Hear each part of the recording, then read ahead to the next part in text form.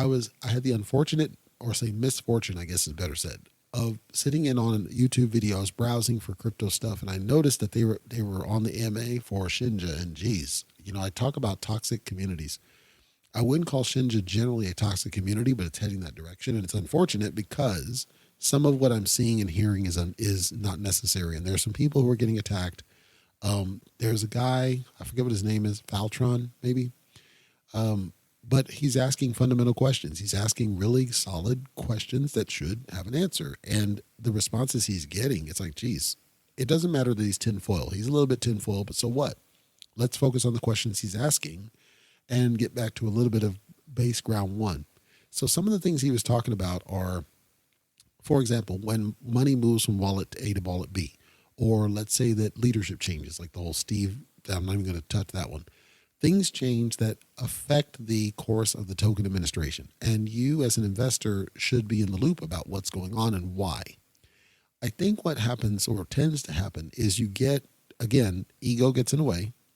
And Cliff, who runs the SHINJA project, I've talked about him before. I've invited him on the show. He's ignored me. Cliff was responding with just, yeah, it's our wallets. Yeah, it's our wallets. Yeah, we moved it. And then he says, we talked about it on the AMA.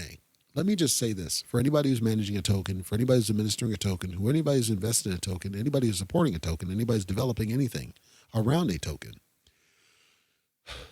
I say it time and again, you need to act like a business, not like an outlaw mud show. Your job is to do certain fundamental things. Your investors are your boss. So no, I'm sorry.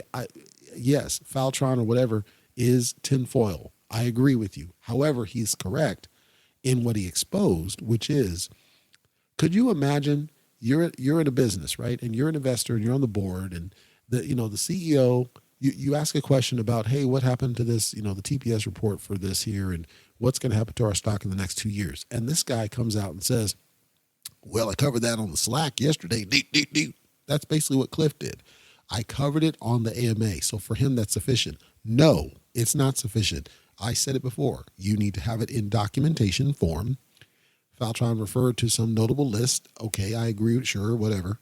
But you should have it on your website, that you announce that you're doing this and why you're doing it and the reason you have to do it that way and no other way. You should ideally have it in your white paper documentation that these changes have been made and here's why and here's the numbers and all this. You should have it in independently verifiable documented form, not rely on your AMAs, not rely on Telegram, not rely on Twitter Spaces, because that is unacceptable as a response. As a result, folks, I will not, from what I saw. Now, if he comes out, I doubt he will, but if Cliff comes out and says, you know what, that was inappropriate, you're correct, I should have done due diligence. He did say, sorry, made a mistake. No, just totally dismissive, totally not understanding the problem, I think. Because Phaltron was too busy trying to make the argument, they weren't listening to each other. At the end of the day, they both had a good point. Phaltron has a point.